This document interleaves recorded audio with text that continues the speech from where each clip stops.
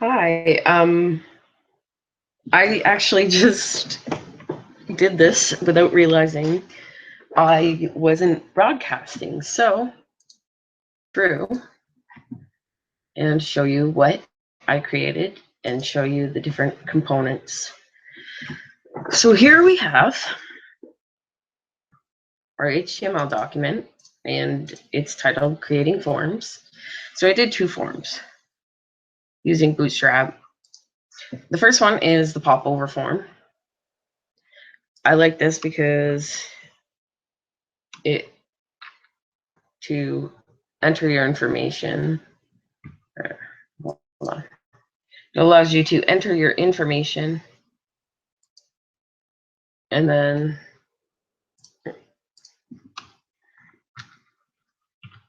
we'll post it below that you have submitted the form after the information has been sent. So I'll change this to example. Hello. Save the form, because I already previously submitted it. It shows that the form is submitted by 2 people. And then below here, we have another form displaying the different types of input we have. So here we have text, an email, a number. These are also regular text. This one's a selection. Multiple radio buttons. This one is a text box with an appended checkbox. A regular description with a set row or set height. Multiple checkboxes.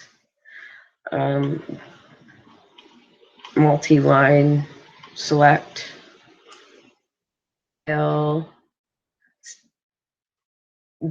Dual buttons, and then you're obviously submit. So here we'll go.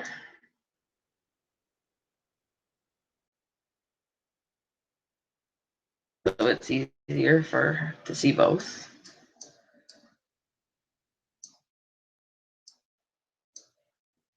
You toggle word wrap. There we go. So we'll go back up to the top. So basically all we started out with was creating forms. That's it. I had nothing else.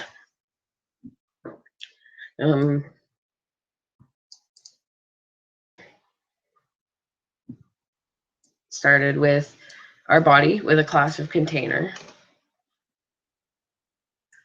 And then we had the created forms. Okay. So we were starting, we wanted to create a popover form that can be hidden and will display the results of the submitted form. But not the results, it'll display this. So as we created a well for, number 1 was create a well for the show form button. So we did create a div with a class of well, and then we created a button to show the form here. It's just like if I refresh,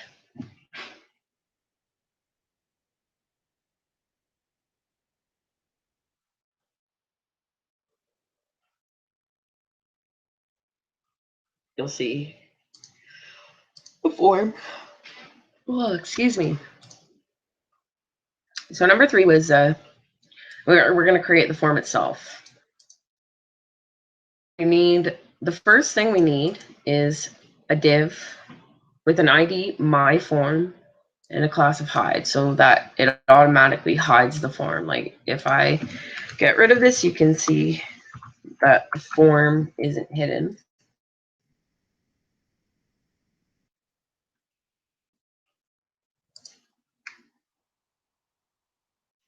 I don't know where it shows up.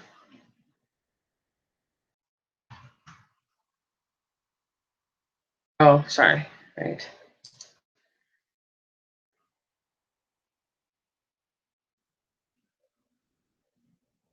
This one. And so we want to do this.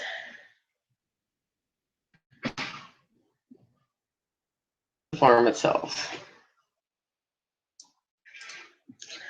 So if we put, just so we can see while we're doing this.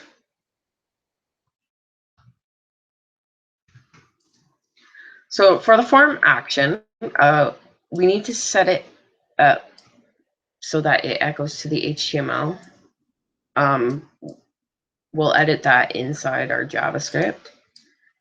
We have an ID of pop form get. Now we want to create a div for inputs. So it's just a plain div, no class or anything. Next, we want to create the labels and inputs. We need a label for email, an input type email with the ID and name of email, and class form control input medium. And the input medium determines the size. I'll show you. We want our, I think it's LG.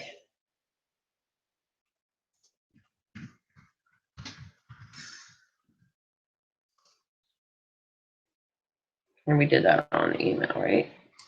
Yeah, so you can see here it changed size. And if we do small,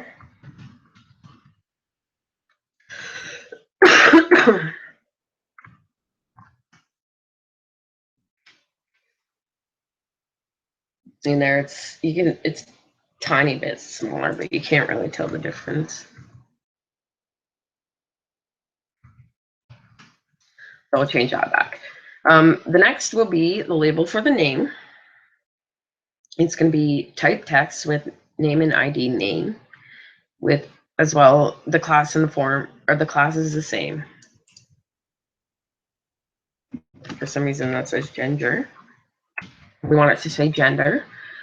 This is just a normal select with a name gender, an ID gender, and class form control input medium.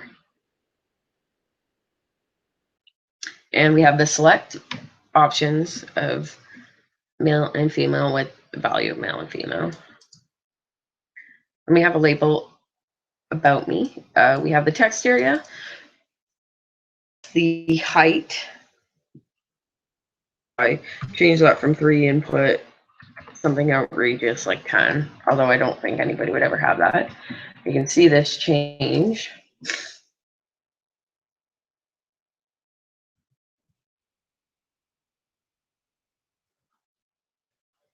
Oh, sorry, I'll have to open the form itself. See how big it is now? But we can just change that back.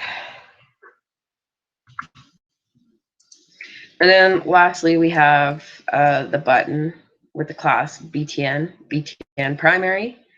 Data loading text will say sending info. And then we have an emphasis on class OK icon. And the save button, for some reason, that's not displaying. But anyways,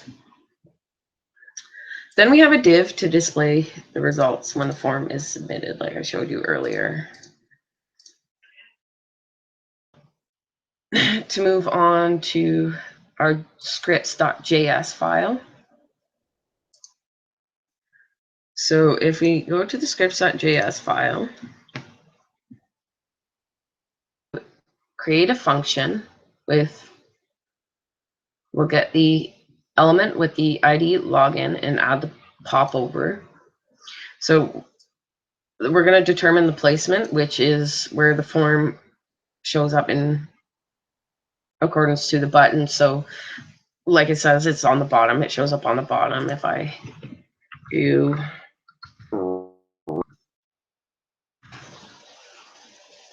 that, should change. Yeah, right.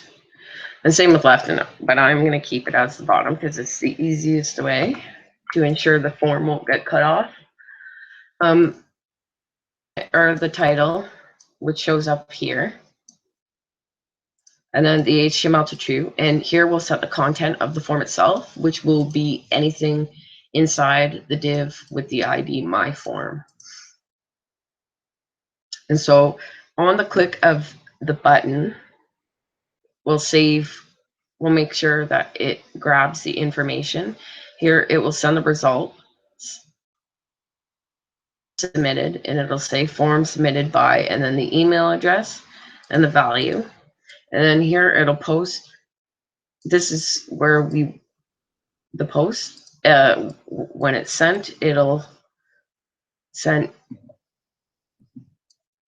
it like so. It'll say the email, and then the name, and show the name, and then your gender. And this, when you're done, you can click the button and it'll hide. If I did have a response, but I deleted it. If you want if you want a response after you close the form, you can put one right here.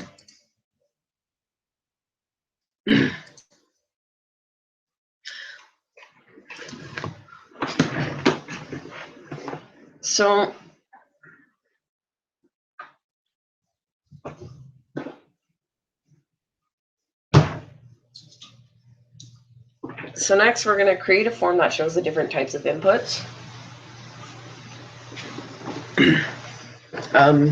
We'll create the form and the field set and the legend for the form. And then we'll create the different form groups. Create the label for the form input. Create divs to allow the labels and input to align horizontally. And then we'll create the input box. Each section of this form will have all of these elements from 8 till 11. And we have the form with a class of form horizontal, and then we'll do the field set, and then we'll set the form name, and we're just gonna put it a legend and call it form. And that's how you see what you see here.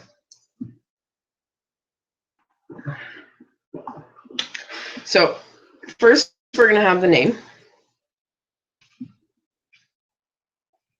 This is your typical text box. It's going to have all of the form elements are going to have the same label class and div class. So the label class will be call medium for control label. And then the div itself will have call medium for. Excuse me. So on the label, we have the class, which I just said, and then it's for the full name. And then the reason we have a div is so when the form is on a medium-sized device, it shows up horizontally, as opposed to small device, it'll show up like stacked. The reason for all the divs inside the form controls or in the form groups. So next we have the input, and the type is text. And we have the ID, the name. We have type in here twice, so we can get rid of those ones. And we have a placeholder. As you can see, it says John Doe. And the class for all inputs is form control input medium, and that's just determining the size. Here we set this to required. The next one's pretty much like your typical text box. The div, and then the input. The only difference here is it's for an email address, and the type is email. So it makes that it has to in it.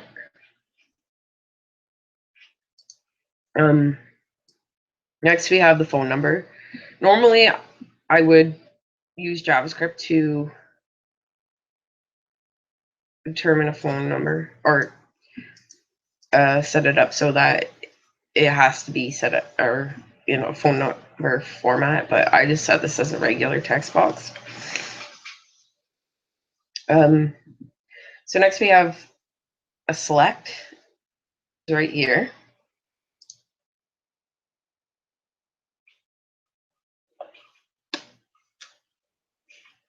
We have the class. It's for province. Select a province. The select class is form control. And this is your typical kind of select. So next we have our radio buttons. We have the label. Do you like where you live? And then the response is yes or no. Here I set it up, each radio div with a class of radio. And inside each radio div, there is a label. And instead of putting the input outside of the label, we just put the inside the label. Excuse me. The type is radio on both of them, you can see, and the name for both of them, so that it recognizes that you can only have one or the other, is live or live.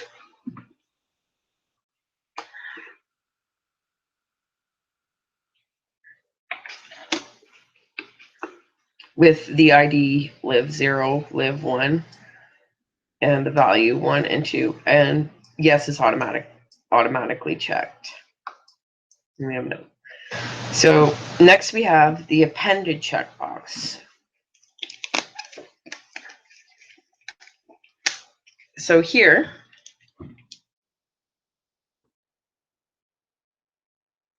I have the label. Do you drive? And then I have the div, and then I have another div called input group.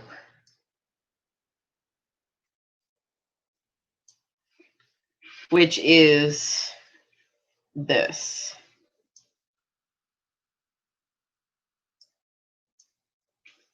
So for the input, we have the ID drive, name drive, class, form control. The type is text, and the placeholder is Chevy Cavalier. So that's this text.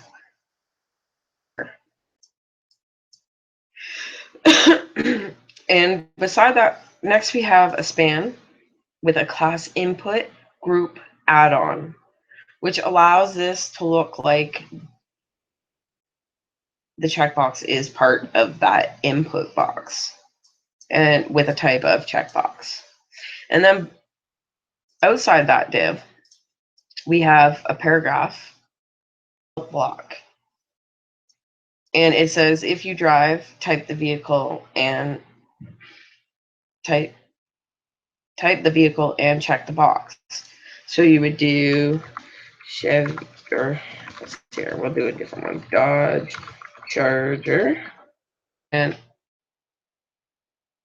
check the box. If you don't drive, then just select your favorite kind of car.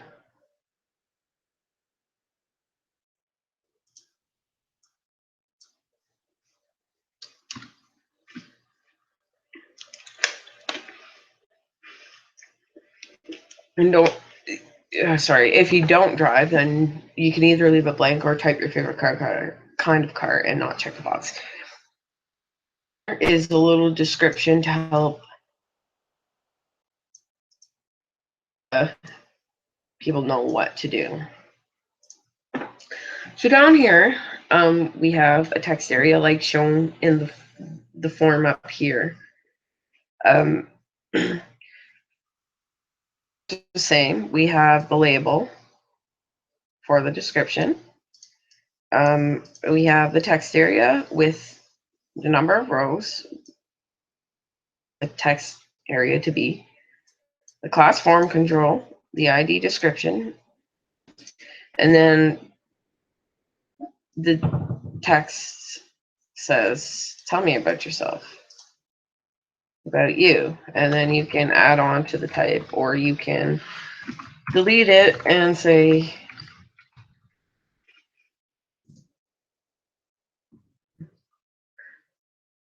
so next we have multiple checkboxes. So we'll just look at the first one.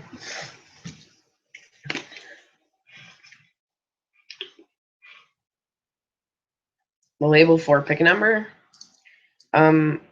So each individual checkbox has their own label. Like the radio buttons, we have the input inside the label. The label itself has a class of checkbox in line, and then for all of them say for number, and then their numbers, well, not their number itself, their numbers subtract 1. So the first number is 0, second 1, 2, so on. And so then we have the input. The type is a checkbox, name and ID are both number, but the ID is the same as for, and the value is that number itself. And all of them are like that. So next we have a multiple select, or a select multiple. Name is misleading, so because you can only still select one. The difference between this and the previous one I showed you is that this one, them in a scroll list, and this one is a drop down. It's basically set up the same. The difference is this one has an attribute of multiple equal to multiple. Finally, or next we have a select files with a class. The class is the same. For image, upload an image. And then here we have ID, image, name, image, class, input file. And then the type is, and that's this here. Okay. Next we have double buttons. Here we have a div of medium 8. It probably doesn't need to be that long. Anyways, so for the first button, it's an idea button, name button, and the class is BTN primary. That gives it that blue color, and it's called save form. This allows you to save the form if you want to, if you don't have time to finish it, you can save it and do it later. The next button is ID button 2ID. Name is button 2ID. The class is BTN morning. That gives it the yellow color. And this allows you to reset the form. Neither are actually functional right now, but that's what they do. And the final one is your submit button, which is the same as on the form above. This we don't really have any personal CSS. It's just body padding at the top. Besides that, that's everything. And thank you for watching.